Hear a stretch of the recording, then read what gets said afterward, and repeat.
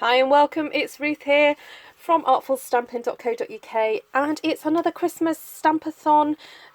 It's the 25th of the month, so we've got another challenge for you to help get your Christmas makes on the way.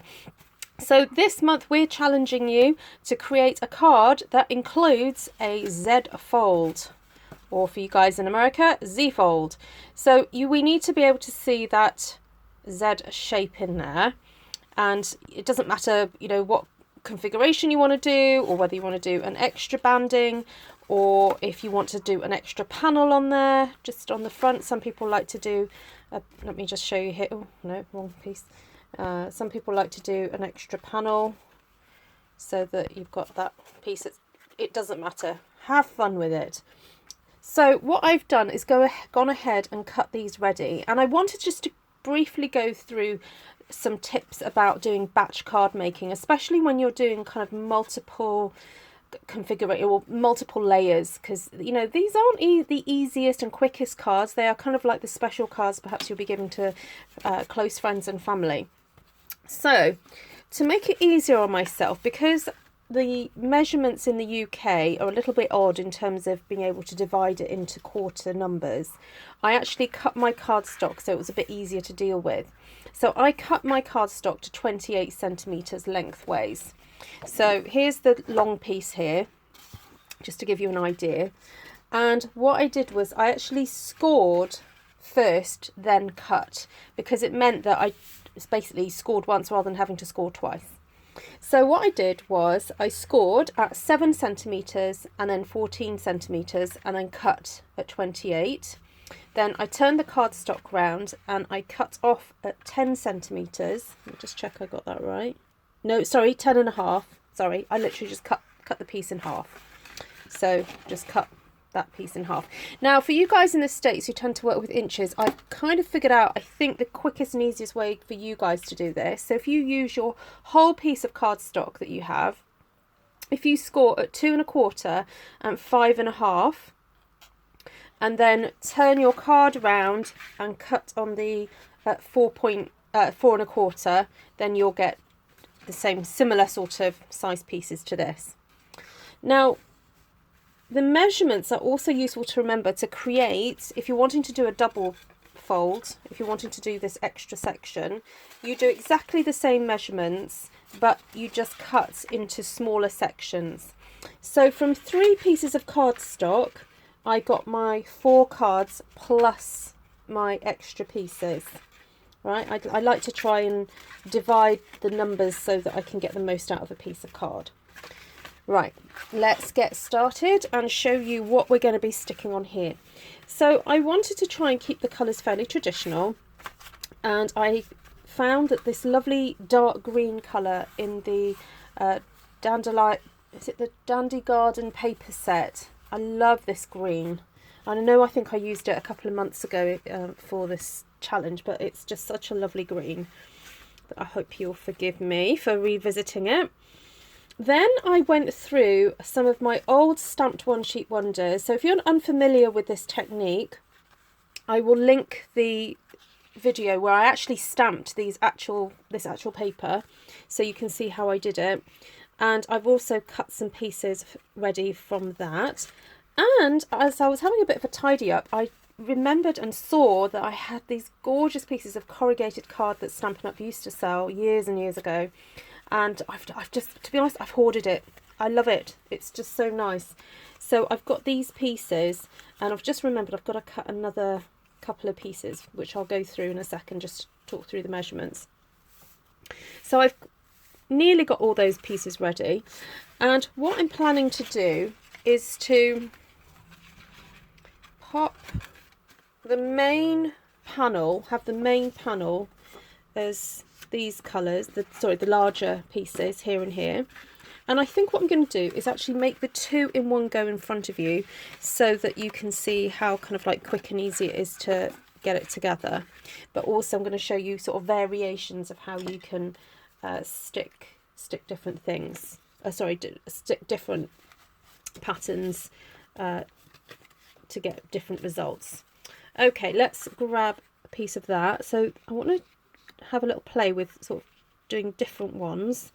So I'm thinking that there and there, then I've got the corrugated there and there. So these pieces are cut to 1/2 centimetre smaller than the area that I'm sticking to.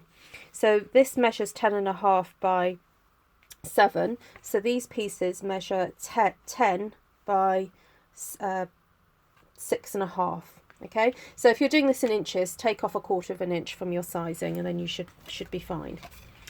Right, so now this piece is actually going to be stuck across here like this. So I'm just going to grab the other one, show you what that would look like.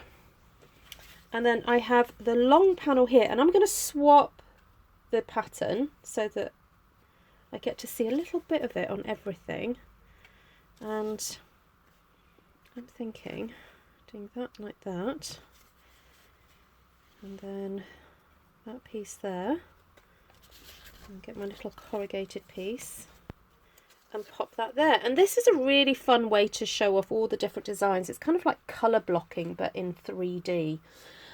And then I'm going to add sentiment afterwards, but what I'm going to do is go away, glue this together, and then by the magic of video it's going to be done.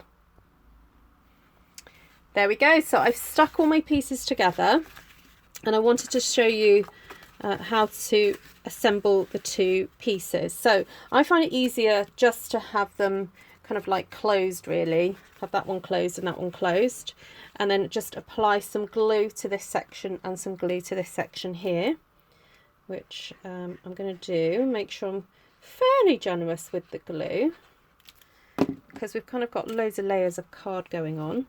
And then choose the area that you'd like to stick it. Now you can do it right at the bottom or right at the top or in the middle or anywhere in between. So I think I'd like to kind of go in between those roses and have it there. So I'm just going to lay that down and make sure that they align at the left and the right. And to be honest, you can't really push it much further in, so it kind of you feel the natural point where it should lie. And then give that a really good press down. Give that a few seconds to adhere, and there you have your fabulous Z-fold. Now the reason I'm going to leave this fairly plain is because I actually like seeing all that pattern shown off. It's like a great way to do colour blocking and to show off some really nice either patterned paper that you've made or the patterned paper that has already been printed. Right, so all that remains for me to do is pop on a sentiment there. Now, if you wanted to add some extra embellishments, of course you could do that. You could add some leaves and stick on some flowers. But I actually really like the simplicity of this.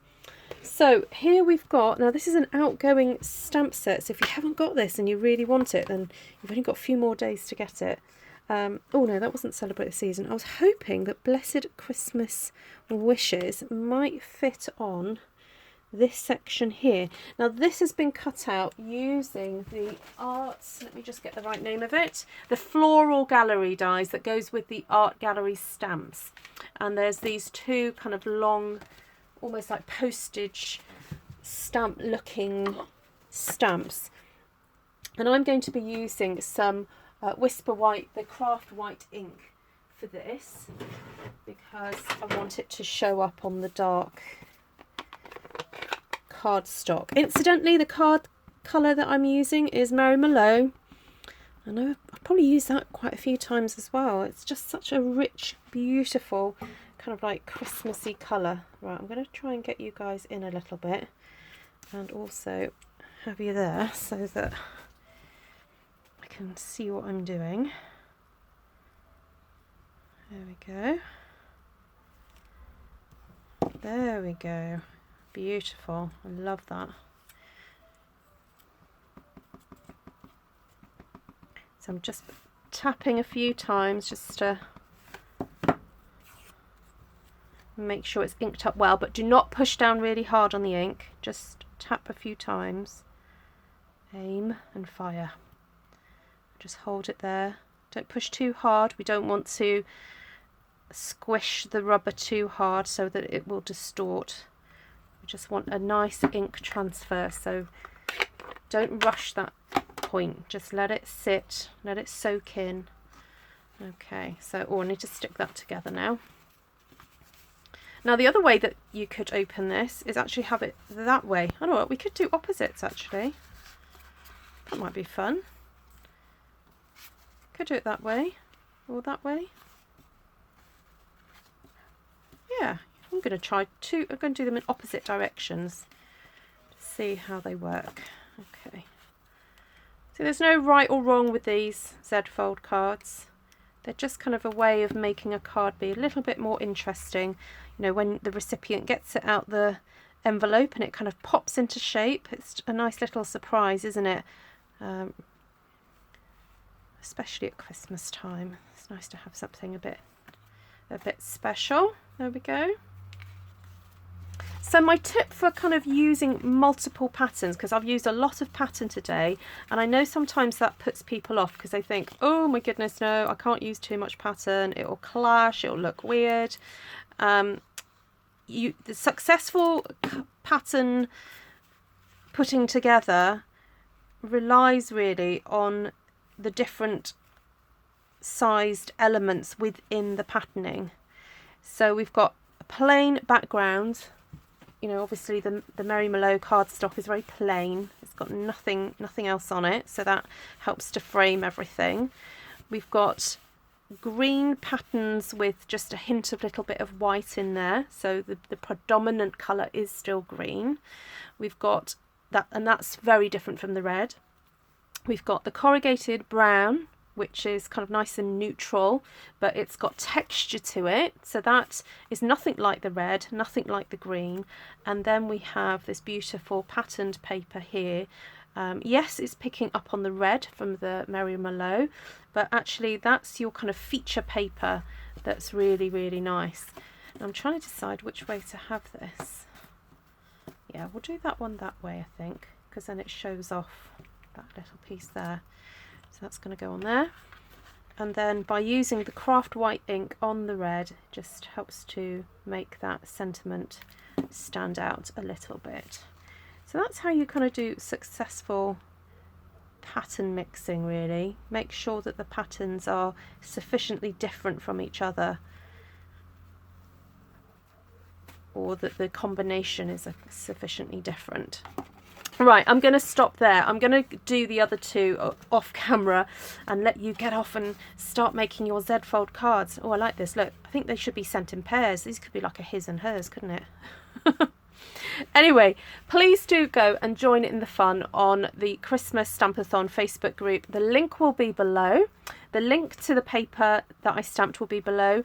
And also, do go to the Facebook page, because that is where you'll see the links to Denise, Ellen, Shirley and Esther, who are also on the admin team for the group, and they're fabulous samples. I've already seen a couple and beautiful, beautiful.